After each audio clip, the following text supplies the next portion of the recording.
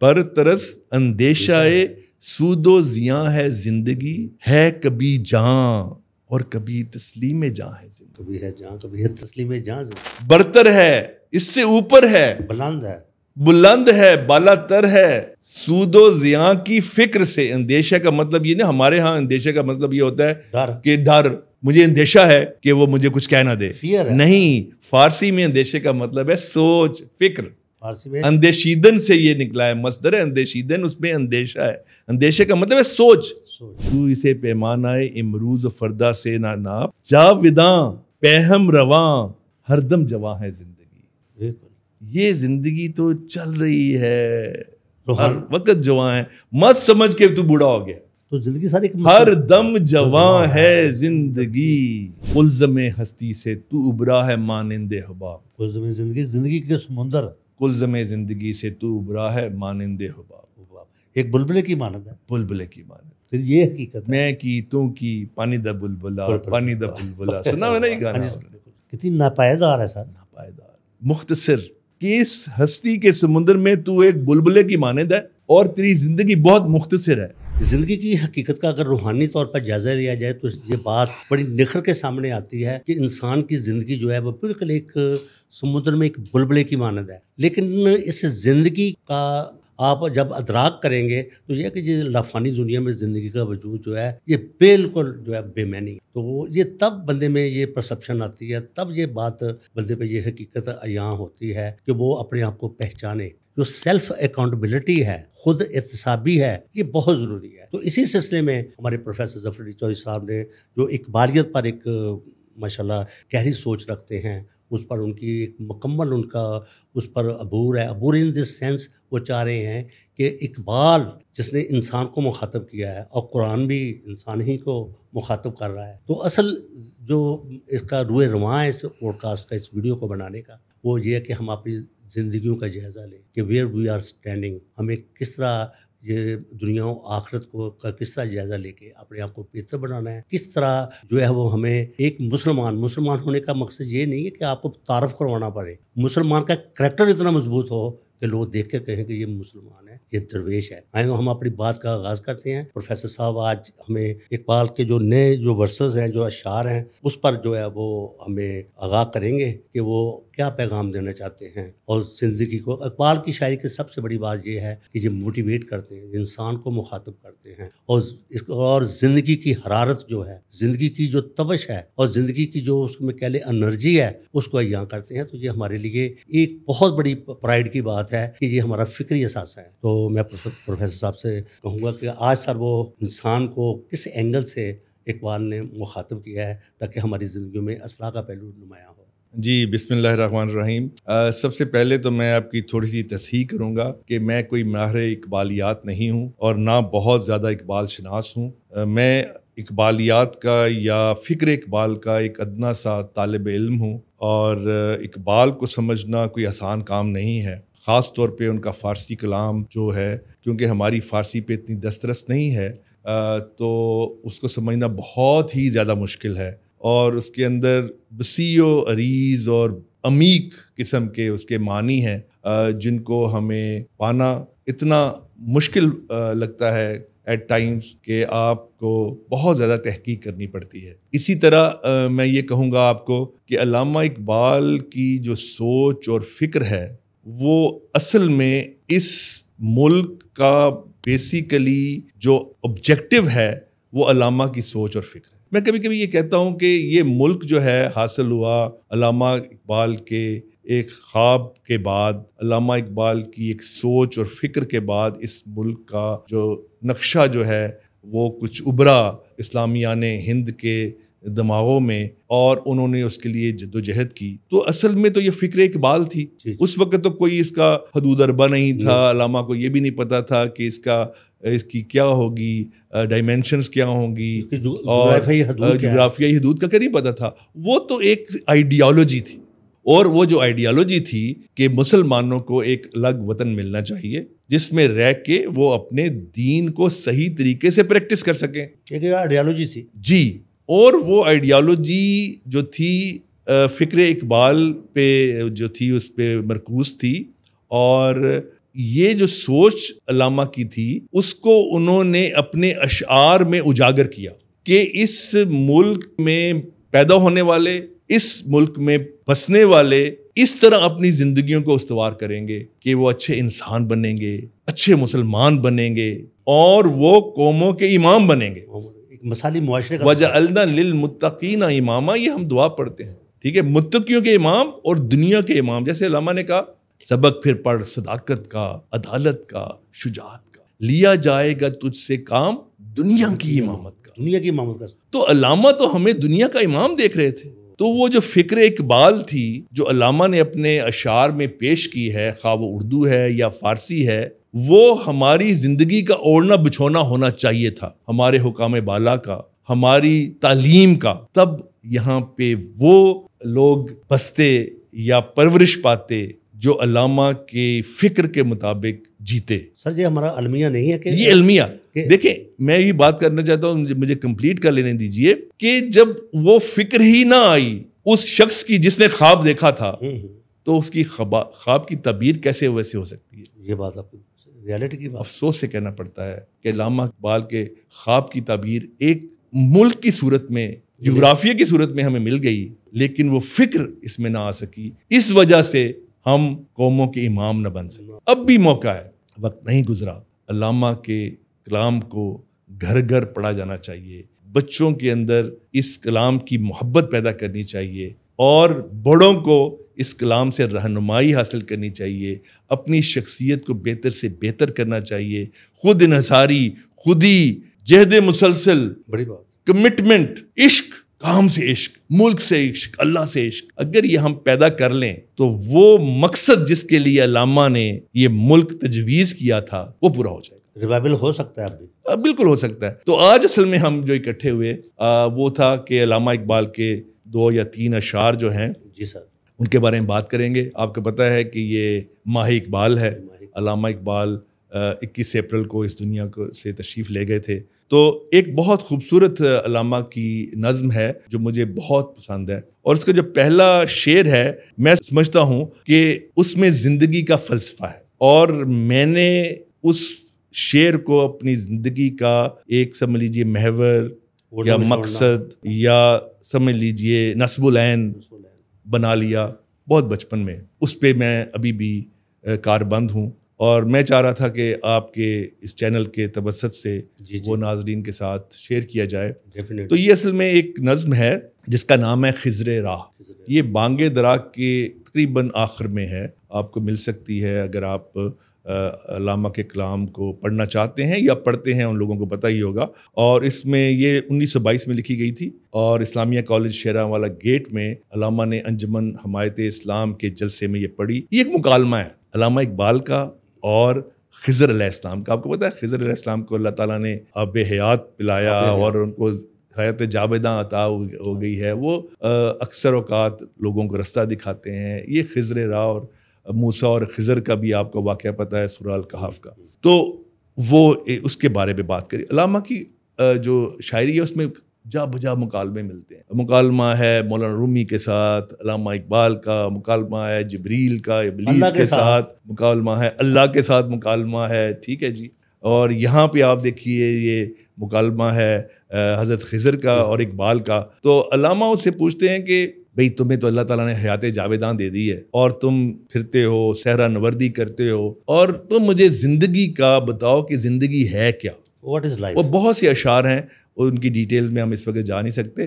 تو وہ انہوں نے کہا کہ بتاؤ کہ زندگی کیا چیز ہے، ٹھیک ہے. تو اس پہ جو ہے وہ حضرت خضر علیہ السلام کا جو جواب ہے جو علامہ اس کو پیش کرتے ہیں، وہ زندگی کی کچھ تعریف کرتے ہیں، اور اس پہ کوئی تقریباً 6 یا 7 اشعار ہیں جو آپ پڑھ سکتے ہیں، اور وہ بہت خوبصورت اشعار. تو آج ہم تقریباً 2 یا 3 اشعار جو ہیں ان کو آج پیش کریں گے اور ذرا اس پہ بات کریں گے. تو میں نے کہا فلسفہ حیات، جینے کا راز، جینے کا طریقہ، جینے کا مقصد اس پہلے شعر میں موجود ہے. اور اگر کوئی اس کو سمجھ لے تو میں سمجھتا ہوں کہ آپ کی زندگی جو ہے وہ بہت آسان ہو جائے گی. سب سے پہلے آپ کو سکون ملے گا، ٹھیک ہے. اور یہ جو پریشانیاں ہم نے گھیر لی ہیں اپنے اوپر اور ان میں اس وقت مبتلا ہیں، وہ پریشانیاں بہت حد تک دور ہو جائیں گی، اور آپ اس مقصد کے لیے جس مقصد کی اللہ تبارک و تعالیٰ نے آپ کو اس دنیا میں بھیجا ہے، وہ مقصد آپ اچیو کرنے میں کامیاب ہو جائیں گے۔ بہت بڑا روحانی حل ہے۔ جی بالکل، میں نے پایا اور میں آپ کے سامنے پیش کر دیتا ہوں۔ تو پہلا شعر ہے اس کا، برطرز اندیشائے سود و زیاں ہے زندگی، برطرز اندیشائے سود و زیاں ہے زندگی، ہے کبھی جاں اور کبھی تسلیم جاں ہے زندگی، کبھی ہے جاں کبھی ہے تسلیم جاں زندگی۔ دیکھیں ہم پہلے اپنی زندگی پہ اس وقت نظر دوڑائیں، ہماری زندگی کیا ہے۔ ہم اس دنیا میں آتے ہیں، والدین ہمیں پڑھاتے ہیں اور کہتے ہیں کہ بھئی پڑھو گے لکھو گے تو بنو گے نواب، اور کھیلو گے کودو گے ہوگے خراب۔ تو وہ اس لیے پڑھاتے ہیں کہ آپ اچیو کریں، پیسہ ویسا ہو، معاشرے میں آپ کا مقام ہو، اور وہ تعلیم حاصل کرنے کے بعد آپ کو مل سکتا ہے، خواہ آپ بزنس کر لیں، خواہ آپ ڈاکٹر بن جائیں کچھ۔ تو یہ ایک مقصد دے کے ہمیں اسکولوں میں بھیجا جاتا ہے، اور اس کے بعد پھر ہم اسی چکر میں ہوتے ہیں کہ ہم تعلیم حاصل کریں، اس میں ہم کمپیٹ کرتے ہیں، علم حاصل کرتے ہیں امتحان پاس کرنے کے لیے یا ٹاپ کرنے کے لیے، ایسے ڈگری حاصل کرتے ہیں نوکری لینے کے لیے۔ جی جی، علم حاصل اس لیے نہیں کرتے کہ ہمیں آگاہی ہو۔ مٹیریلسٹک سوچ ہے نا۔ ہم جو پڑھ رہے ہیں وہ ہمارے اندر ایک تبدیلی لے کے آئے، ہمارے جو اعمال ہیں، ہمارے باقی کام ہیں، اس تبدیلی کے تحت وہ ہوں، اور ہم اچھے انسان بنیں، ہم اچھے مسلمان بنیں۔ وہ جو نالج ہے، for the sake of knowledge ہم کم لیتے ہیں، ہم اس کو اس لیے لیتے ہیں کہ اس میں ہمیں آگے جا کے فائدہ کیا ہوگا۔ سر زندگی آج جو آپ علم کی بات کر رہے ہیں، علم ایسا ہونا چاہیے جو خود شناسی پیدا کرے۔ ایگزیکٹلی جی، بالکل آپ کہہ رہے ہیں، علم جو ہے وہ ہے آگہی، وہ ہے چینج لے کے آئے جو آپ کی پرسنالٹی میں۔ اگر وہ لے کے نہیں آیا تو اس علم کا کوئی فائدہ نہیں ہے۔ تو یہ ہے اس زندگی کا عالم، اور اس زندگی میں جو ہو رہا ہے کہ ہمارے جو دیکھیں، ہم تعلقات بھی کس لیے بناتے ہیں کہ ہمیں فائدہ ہوگا کہ نہیں ہوگا، اس میں مفاد ہو۔ ٹھیک ہے، میں آج آپ کے پاس یہاں آیا ہوں، میرا آنے کا کیا فائدہ ہوگا یہ میرے مد نظر ہوگا تو پھر میں آؤں گا نا۔ تو اس طرح کی بات ہے۔ تو میں یہ کہہ رہا تھا کہ ہماری روزمرہ زندگی جو ہے وہ بیسڈ ہے کہ ہمارے جو معاملات ہیں زندگی کے، ان معاملات میں فائدہ کتنا ہو رہا ہے۔ جی صحیح بات۔ جیسے میں نے آپ کو کہا کہ آپ انہی رشتہ داروں سے تعلق رکھتے ہیں جن سے آپ کو فائدہ ہوگا، اور جو غریب ہیں یا آپ کے کام نہیں آ سکتے شاید آپ ان کو کبھی بھی نہیں ملتے۔ ٹھیک ہے، آپ گھر سے نکلتے ہیں تو جا رہے ہیں کہیں، تو آپ یہ سوچ کے جائیں گے کہ وہاں جاؤں گا تو مجھے فائدہ کیا ہوگا، اتنا میں نے پیٹرول خرچ کرنا ہے۔ ٹھیک ہے، تو اس پہ اس وقت پوری دنیا اور خاص طور پہ ہمارا خطہ، یہاں کے لوگ فائدے پر ہی اپنی زندگی استوار کیے ہوئے ہیں۔ پڑھائی کرنی ہے، فائدہ کیا ہوگا، یہ سیشن اٹینڈ کرنا ہے، اس کا مجھے کیا فائدہ ہوگا، مجھے سرٹیفکیٹ ملے گا کہ نہیں ملے گا، وہ سرٹیفکیٹ جو ہے میں کہیں استعمال کر سکوں گا کہ نہیں کر سکوں گا۔ تو جب تک آپ کو کسی چیز کا فائدہ نہیں ہے وہ آپ کام نہیں کرتے۔ انسان کی جو بات ہے، یہ ہے ہماری مادہ پرست زندگی کا معاملہ۔ اپنے مفاد۔ علامہ کیا کہتے ہیں؟ علامہ کہتے ہیں برطرز اندیشائے سود و زیاں ہے زندگی، برتر ہے، اس سے اوپر ہے، بلند ہے، بالا تر ہے، سود و زیاں کی فکر سے۔ اندیشہ کا مطلب یہ نا، ہمارے ہاں اندیشہ کا مطلب یہ ہوتا ہے کہ ڈر، مجھے اندیشہ ہے کہ وہ مجھے کچھ کہہ نہ دے۔ نہیں، فارسی میں اندیشہ کا مطلب ہے سوچ، فکر۔ اندیشیدن سے یہ نکلا ہے، مصدر ہے اندیشیدن، اس میں اندیشہ ہے۔ اندیشہ کا مطلب ہے سوچ، ڈر نہیں، سوچ ہے، فکر ہے، یہ فارسی میں ہے۔ علامہ کیونکہ فارسی بہت یوز کر رہے ہیں نا۔ برطرز اندیشہ ہے سود و زیاں کی فکر سے اوپر زندگی ہے، نفع نقصان سے اوپر، کہ یہ جو تیرا جو تعلقات ہیں نا میل ملاپ، اس میں فائدہ مت دیکھ، اس سے بلند دنیاوی فائدہ۔ اگر آپ کے اپنے امیر رشتہ دار کو ملنے جاتے ہیں، عید پہ کیک ویک لے کے جاتے ہیں، تو آپ کیوں ملنے جا رہے ہیں؟ یا وہ کسی بلند مرتبے پہ فائز ہے، آپ اسے کیوں ملنے جا رہے ہیں؟ آپ اپنے غریب بھائی بہن کو یا رشتہ دار کو کیوں نہیں ملنے گئے؟ ہاں، اگر آپ اپنے غریب رشتہ دار بھائی کو ملنے گئے، یہاں آپ نے فائدہ نہیں دیکھا، یہاں آپ نے خلوص دیکھا، یہ محبت دیکھی، نفع نقصان نہیں دیکھا۔ اپنے پیٹرول خرچ کیا، کیک لیا 2000 روپے کا اور اس کو دے کے آئے، وہ کتنا خوش ہوگا، رب کتنا خوش ہوگا۔ یہاں یہ ہے جو چاہیے ہونا کرنا، لیکن ہم الٹ کرتے ہیں۔ ٹھیک ہے. زندگی کے معاملات کو صرف دنیاوی نفع نقصان پہ مت تولیے. مجھے بتا دیں جمیل صاحب، آپ یا میں اگر اپنے گریبان میں جھانکیں تو 99% ہمارے کام جو ہے نا نفع اور نقصان پہ بیسڈ ہیں. مجھے فائدہ ہوگا تو میں کروں، ٹھیک ہے، مالی یا ذاتی کوئی آپ کو اس سے گین ہوگا، آپ کے تعلقات بڑھیں گے اور کل کو آپ کوئی اور فائدہ لیں گے، مالی کے علاوہ کوئی اور فائدہ لے لیں گے، ٹھیک ہے نا، سر ہم کوئی سفارش کروا لیں گے. ہاں جی. 99% ہم وہ کام کرتے ہیں جہاں ہمیں فائدہ ہو رہا ہو یا نقصان نہ ہو رہا ہو. پروفٹ لاس کا کنسیپٹ یہ ایک دنیاوی زندگی، دنیاوی. دیکھیں سود و زیاں جو ہے کیا مطلب ہے اس کا؟ سود کا مطلب ہے فائدہ اور زیاں کا مطلب ہے نقصان. تو دنیاوی فائدہ اور نقصان پہ ہماری زندگی قائم ہے 99%. ایسے ہی ہے. اور جو لوگ اس سے ہٹ کے کام کرتے ہیں، یہ نہیں دیکھتے کہ اس میں میرا مالی مفاد ہے یا اور میری کوئی مجھے فائدہ ہوگا، اس کا معاشرتی حوالے سے فائدہ ہو جائے گا، اس سے باہر نکل کے اگر جو کوئی کام کرتے ہیں وہ علامہ چاہتے ہیں کہ اصل زندگی تو وہ ہے. دیکھیں ایک روحانی زندگی ہے، ایک ہماری دنیاوی زندگی ہے. روحانی زندگی جو ہے اس کے اندر بھی سود و زیاں ہے، اس کے اندر بھی سود و زیاں. سود و زیاں کیا ہے اس کے اندر؟ نفع نقصان کیا ہے اس کا نفع یہ ہے کہ اگر آپ کوئی علم حاصل کر رہے ہیں اپنے آپ کو بہتر کرنے کے لیے، قرآن پڑھ رہے ہیں، وقت لگا رہے ہیں قرآن پہ، تو آپ کو فائدہ ہوگا، ٹھیک ہے. اگر آپ کسی غریب کی مدد کر رہے ہیں تو آپ کو فائدہ ہوگا. یہ بھی سود ہے. یہ بھی سود. تو ہمیں بجائے دنیاوی سود و زیاں کے ہمیں روحانی سود و زیاں کی طرف جانا چاہیے. وہاں کا فائدہ، وہاں کا نیکی کے کام کرنے چاہیے تاکہ وہ آپ کا جو وہاں پہ پروفٹ ہے اس کو آتا رہے، اور وہاں پہ غلط کام جو ہیں وہ نہ کریں کہ ہمیں نقصان نہ ہو. تو ہم دنیاوی سود و زیاں پہ اگر اپنی زندگی مبنی کریں گے تو وہ صحیح زندگی نہیں ہے. تو سر زندگی کا روحانی حقیقت یہی ہے کہ جو فار ایور ہے. ہاں، فرض کریں کہ آپ جا رہے ہیں کوئی اٹینڈ کرنے کے لیے، ایک مذاکرہ اٹینڈ کرنے کے لیے، یا کوئی کسی کا بیان سننے کے لیے، یا کوئی علم کی بات سیکھنے کے لیے، اس لیے کہ میرے علم میں اضافہ ہوگا. تو یہ ہے برطرز اندیشائے سود و زیاں. تو اپنی زندگی کو نفع نقصان کے چکر سے پلس مائنس ٹھیک ہے، ڈیبٹ کریڈٹ سے نکالیں، پروفٹ لاس سے نکالیں. جب آپ اس سے نکالیں گے تو آپ کی پریشانیاں کم ہو جائیں گی، آپ کو روحانی نفع حاصل ہوگا. علامہ یہ کہنا چاہتے ہیں کہ اپنی زندگی کو سے نکالو، یہ زندگی کچھ اس سے اوپر ہے. بھائی آپ کس چکروں میں پڑ گئے ہیں کہ مجھے سے فائدہ ملے نقصان ہو؟ آپ اسے ہٹ کے سوچیں. یہ میں نہیں کہتا کہ ٹوٹلی آپ نکالیں، نہیں. دیکھیں یہ لازمی ہے. اگر میں آج اس پوزیشن پہ ہوں تو میں نے پڑھائی بھی کی ہے، علم بھی حاصل کیا، اور علم کے ساتھ ساتھ میں نے امتحان بھی پاس کیے. امتحان پاس کرنے کے بعد میں نے نفع یہی تھا کہ مجھے اچھا مرتبہ ملے، اچھی میری انکم ہو. یہ بالکل ٹھیک ہے. میں اس سے یہ نہیں کہتا کہ آپ بالکل درویش ہو جائیں اور کوئی اپنا دنیاوی کام نہ کریں. لیکن یہاں پر ایک سوال ہے، یہ افراط و تفریط جو ہے یہ ہمیں رکھنی پڑے گی. Balance line, balance exactly. لیکن یہ بیلنس ٹلٹ ہونا چاہیے، دنیا سے زیادہ مادہ پرستی سے نکلنا چاہیے. اور آپ کا ٹلٹ کس طرف ہونا چاہیے؟ روحانیت، اخلاقیات، اللہ سے دائمی فائدے، اللہ کی رضا. حصے دنیا نہیں، حصے عقبہ.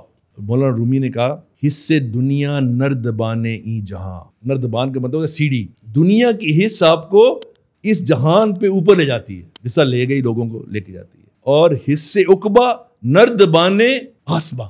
عقبہ کی حص، آخرت کی حص جو ہے نا، وہ آپ کو آسمانوں پہ لے جاتی ہے، آسمانوں کی رفتوں پہ لے گئے. تو یہ ہے حصے دنیا والے ہیں نا سود و زیاں میں رہتے ہیں، پروفٹ لاس میں رہتے ہیں. اور حصے عقبہ والے اس سے نکلتے ہیں، وہ کام کرتے ہیں جن میں ان کا ذاتی self lessons. What is self lessons? یہ خود ہی کیا ہے سر؟ یہ درویش کیا ہوتا ہے؟ یہ سیلف لیسنس وہ کام بے لوث محبت ہو، بے باک صداقت ہو. سینوں میں اجالا کر دل صورت مینا دے، یا رب دل مسلم کو وہ زندہ تمنا دے، جو روح کو تڑپا دے، جو قلب کو گرما دے. یہ ہے بے لوثیت. علامہ یہ کہہ رہے ہیں کہ بھائی اس سے ذرا نکلو، زندگی اس سے کچھ اوپر ہے. No doubt. میں پھر بعد میں کہوں گا کوئی میرے سے یہ بات نہ اس سے اخذ کر لے کہ بھائی دنیا کو چھوڑ دو، یہ ہاں اچھا دنیا کا پروفٹ اینڈ لاس ساتھ چلے گا، لیکن اس سے اوپر آ جائیں اگر آپ نے اپنی زندگی کو ممتاز کرنا ہے اور جس مقصد کے لیے اللہ تبارک و تعالیٰ نے آپ کو اس دنیا میں بھیجا ہے اس کا حق ادا کرنا ہے، جو آگے ایک شعر میں آئے گا۔ سر میرا ایک سوال ہے جہاں جی سر، روحانیت کے رجوع کے لیے، روحانیت کے اصول کے لیے فارق دنیا کا جو تصور ہے لوگ چھوڑ دیتے ہیں، دنیا کو چھوڑ جی دیتے ہیں۔ بالکل نہیں، بالکل نہیں، بالکل نہیں، وہ اس کے لیے وہ منع کیا گیا، اور یہ تارک دنیا جو ہے نا یہ غلط ہے، اور یہ رہبانیت ہے، اور ہمارے دین کے اندر نہیں ہے۔ ہمارے دین کے اندر ہے نکل کر خانقاہوں سے ادا کر رسم شبیری، خانقاہوں سے نکل کے رسم شبیری کرنے، یہ ہے ہمارا دین۔ علامہ نے یہ کہا۔ ہم آگے چلتے ہیں جی۔ برطرز اندیشہ سود و زیاں ہے زندگی، ہے کبھی جہاں اور کبھی تسلیم جاں ہے زندگی۔ بہت خوبصورت یہ فکر بہت، میں نے کو بتایا کہ زندگی کا فلسفہ، اس میں پہلا فلسفہ بتا دیا ہے کہ سود و زیاں سے ذرا نکل آؤ نفع نقصان سے نکل آؤ اور اپنی زندگی اس پہ استوار کرو، وہ ہے اصل زندگی۔ یہ زندگی تو دنیاوی زندگی ہے، عارضی۔ تو علامہ آپ کو نکالنا چاہتے ہیں، ٹھیک ہے۔ پھر ہے کبھی جہاں، کبھی تو ہٹ جانا ہے اصول کے اوپر، ہٹ جانا ہے، ٹھیک ہے، منوانا ہے اپنے آپ کو کہ میں ہوں، بات صحیح کرنی ہے، کھڑی کرنی ہے اور اس پہ کھڑے ہو جانا ہے۔ ایک پختہ عزم کے ساتھ ہے کبھی جہاں اور کبھی تسلیم جہاں ہے زندگی۔ کبھی آپ نے یہ بھی دیکھنا ہے کہ کہاں آپ نے اپنے آپ کو عاجز کرنا ہے، سبمشن کرنا ہے، سبمٹ کرنا ہے، اور معاملہ فہمی کرنی ہے، ٹھیک ہے، انکساری پیدا کرنی ہے، کرنی ہے، کبھی جان دے دینی ہے، قربان کر دینی، قربان کر دینی ہے جان، تسلیم جہاں ہو جانا ہے، اور کبھی اگڑ جانا ہے، ڈٹ جانا ہے، ڈٹ جانا ہے۔ یہ ایک زندگی کے اندر اتار چڑھاؤ کا علامہ جو ہے نا بیان کر رہے ہیں کہ جو مومن ہے وہ اپنے آپ کو مضبوط رکھتا ہے اپنے عقائد کے اوپر، اپنے مشن کے اوپر، ٹھیک ہے، اور اس کی اپروچ جو ہے وہ بہت زیادہ کبھی شدت والی ہوتی ہے، اور کبھی کبھی وہ نرمی اختیار کر لیتا ہے، کبھی ڈٹ جاتا ہے، کبھی تسلیم کر لیتا ہے، تسلیم کرتا ہے اصولوں کے مطابق۔ دیکھیں بات یہ ہے کہ اگر آپ، جیسے علامہ کا ایک بڑا خوبصورت شعر ہے، ہو ہلکا یاراں تو بریشم کی طرح نرم، رزم حد کو باطل ہو تو فولاد ہے وہ، وہاں پہ ڈٹ گیا، کبھی ریشم کبھی فولادی کو۔ تو یہ جو ہے نا اپنے آپ کو مولڈ کرنا with in the confines of your dignity, concepts, beliefs, mouldable. اب میں ایک مثال دوں گا، صلح حدیبیہ کیا ہے؟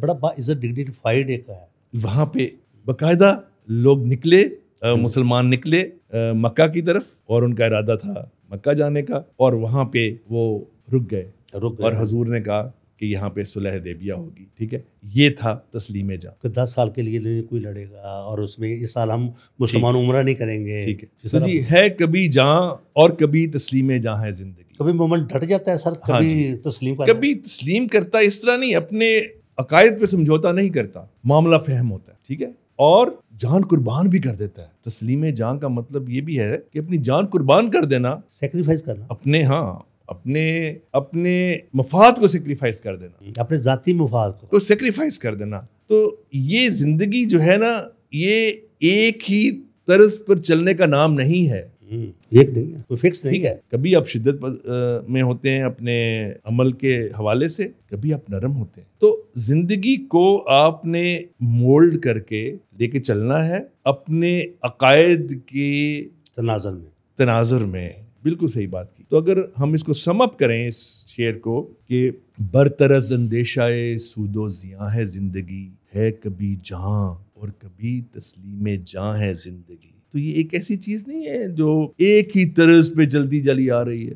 آپ کو حالات اور واقعات دیکھ کے اپنے آپ کو لے کے چلنا ہے اور اس زندگی کو جینا ہے۔ تو اسے پیمانہ امروز و فردا سے نہ ناپ، یہ مت سوچ کہ آج میں اتنے سال کا ہو گیا، ٹھیک ہے، اور اتنی میری عمر گزر گئی، اتنے آگے سال ہیں، میری فلان دن برتھ ڈے آئے گی، پھر میں وہاں اس دن برتھ ڈے مناؤں گا، کل کا دن، آنے والا دن، یعنی کل کی فکر کہ کیا ہوا، کل کا ایک پریشانی کہ یار ایسا ہو جا تو زیادہ ٹھیک تھا، ٹھیک ہے، اور آنے والے کل کی پریشانی۔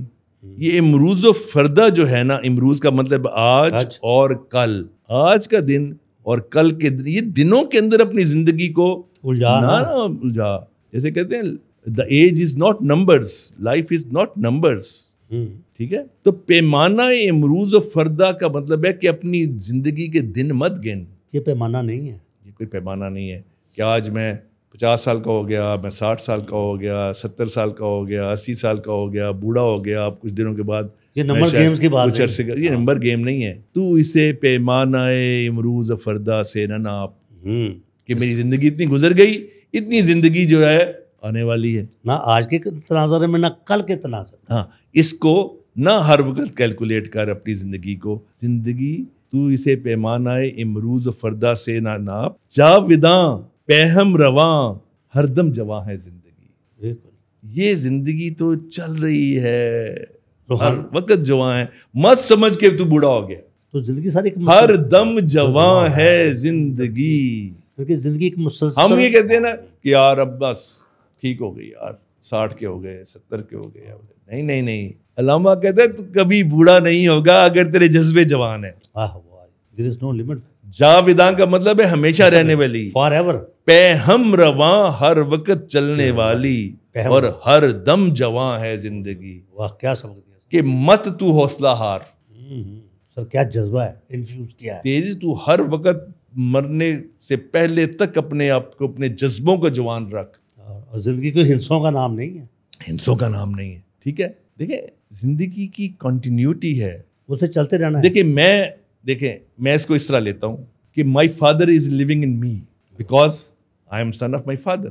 بڑی حقیقت کی بات ہے. I will live in my son, when I leave this world I will live in my سن.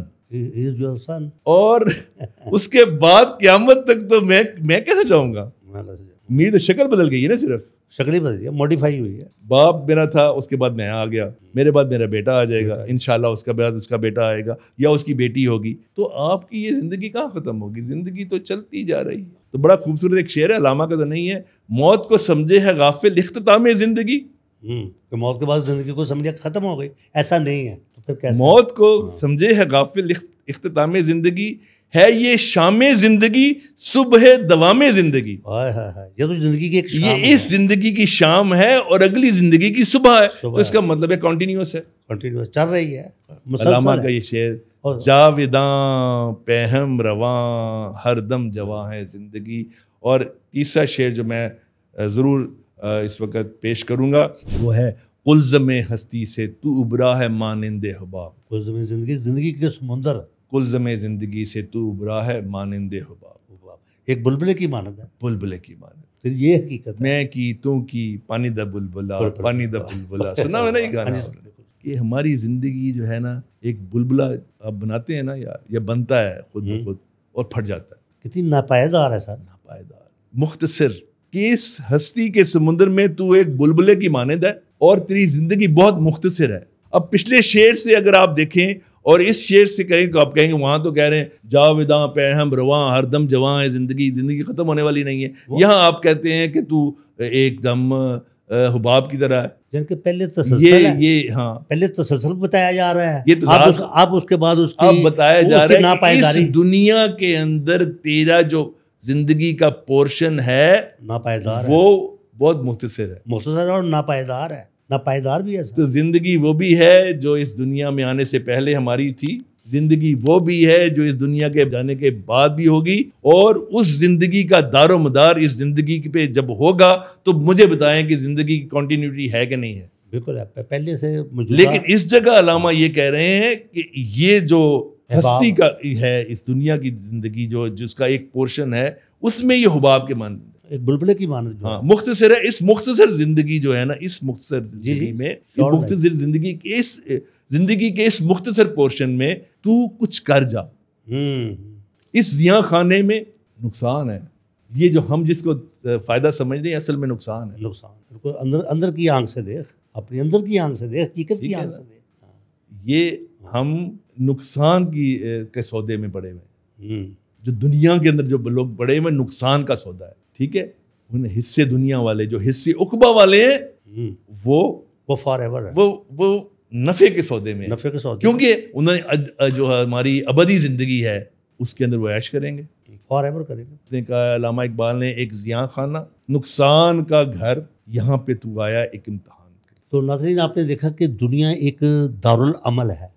بالکل, دنیا ایک دارالعمل ہے، اور پروفیسر صاحب نے بڑے اچھے پیرائے میں ہمیں یہ بیان کرنے کی کوشش کی ہے کہ ہماری جو زندگی ناپائیدار ہے اور ایک بلبلے کی مانت ہے. بلبلے کی کیا زندگی ہوتی ہے؟ یو کین امیجن کہ بلبلہ کیا ہوتا ہے. وہ سب نے اس کی تشبیہ دی ہے. اور علامہ اقبال کے شعر میں جو زندگی کی جو حقیقت ہے، یہ ایک مسلسل روحانی حقیقت جس کا ہمیں ادراک کر کے اپنی زندگیوں میں اپنے عمل کا پہلو جو ہے وہ اجاگر کرنا پڑے گا اگر ہم اس دنیا میں اور اس دنیا میں ہم کامیاب ہونا چاہتے ہیں. تو یہ علامہ اقبال صاحب نے جو ہماری زندگیوں میں ایک موٹیویشن، ایک حرارت جو پیدا کی ہے، اور پروفیسر صاحب نے اس کو بڑے ہی اچھے پیارے انداز میں مثالیں دے دے کے ہمیں سمجھا دیا ہے کہ زندگی جو ناپائیدار ہے، دنیا فانی ہے، اور ہمیں یہاں سے ایک دن جانا ہے. لیکن اصل بات وہی ہے کہ جو دائمی زندگی کا جو اصول ہے اس کو ہمیں فوکس کرنا ہوگا. ہمیں مادیت پرستی چھوڑ کے اور ہمیں اپنی انفرادی زندگی چھوڑ کر اجتماعیت کی طرف جانا پڑے گا. تو تب ہی ہم دنیا و آخرت میں کامیاب ہو سکتے ہیں. میں آپ کو تھوڑا سا اس میں ایڈ کرنا چاہوں گا کہ یہ جو ہے نا، اس زیاں خانے میں تیرا امتحان ہے زندگی، آپ کو پتہ ہے علامہ کا کلام جو ہے نا قرآن سے بہت زیادہ اخذ کیا ہے. قرآن سے علامہ اقبال نے، اور اس کو اپنے اشعار میں پیش کیا ہے. تو کہ الذی خلق الموت والحیات لیبلوکم ایکم احسن عملا، یہ سورہ الملک کی آیت ہے کہ موت و حیات، یہ زندگی اللہ تعالیٰ نے اس لیے تخلیق کی ہے کہ اللہ تعالیٰ لیبلوکم، تمہیں آزمائش میں ڈالا ہے اس لیے کہ پتہ چلے کہ تم میں سے احسن عمل کس نے کی ہے، بہتر کون، ایکم احسن عملا، کہ تم میں سے احسن عمل کون کرتا ہے. تو یعنی یہ آزمائش خانہ ہے، یہ امتحان خانہ ہے. یہ اللہ تبارک و تعالیٰ نے سورہ الملک میں کہا، اسی کو علامہ نے یہاں پیش کیا ہے، اس زیاں خانے میں تیرا امتحان ہے زندگی. تو پروفیسر صاحب کہہ رہے ہیں کہ جو اقبال جیسا قرآن کا جو ٹاپک ہے، جو موضوع ہے وہ انسان ہے، اسی طرح اقبال کا جو اشعار ہیں وہ بھی انسانی ہی کو مخاطب کرتے ہیں کہ انسان اپنی زندگی کس طرح گزارے. تو یہ کہنے کا مقصد یہ ہے کہ دنیا یہ ایک دارالعمل ہے اور باقاعدہ ایک ایگزامینیشن ہال کی طرح ہے. ایک ایگزامینیشن ہے، ہر کوئی اپنا اپنا پیپر حل کر رہا ہے، لیکن اس میں سے اللہ تعالیٰ نے یہ آزمائش کس لیے جو ہے رکھی ہے، what is the logic behind this, کہ تاکہ اللہ تعالیٰ یہ دیکھے میرے پسندیدہ بندے کون ہیں، فلاح کرنے والے کون لوگ ہیں، میرے احسن بندے کون ہیں، اور میرے جو کرائٹیریا جس کے لیے دنیا بنائی گئی ہے، میرے بندے کون ہیں اور شیطان کے بندے کون ہیں. کیونکہ اللہ تعالیٰ نے انسان کی زندگی میں دو پہلو بڑی خوبصورتی کے ساتھ رکھے ہیں کہ اگر انسان خیر کرے تو وہ فرشتوں سے آگے نکل جاتا ہے، اور اگر وہ بدی پہ آ جائے، اپنے بدی پہ مبنی زندگی گزارے تو وہ شیطان سے آگے نکل جاتا ہے. تو یہ انسان کی خاصیت ہے. لیکن ہمیں کوشش یہ کرنی ہوگی کہ ہم اپنی بھلائی کا پہلو، خیر کا پہلو اپنی زندگیوں میں لاگو کریں تاکہ ہم دوامی زندگی کی طرف جائیں. یہ جو مادی زندگی ہے، یہ جو نقصان کی زندگی ہے، یہ جو عارض کی زندگی ہے، یہ جو ناپائیدار زندگی ہے، یہ ہمیں کچھ دینے والی نہیں. تو thank you very much. And if you have any comments, ہمارے کمنٹس باکس میں جائیے، اور پروفیسر صاحب سے اگر آپ کچھ سوال کرنا چاہیں کوئی زندگی کے بارے میں، جس طرح انہوں نے تشریح اس کی ہے، موجودہ حالات کے تناظر میں کی ہے، جس طرح کی ہے، تاکہ ہماری زندگیوں میں اصلاح کا پہلو اجاگر ہو. تو thank you very much for جو watching first news net work.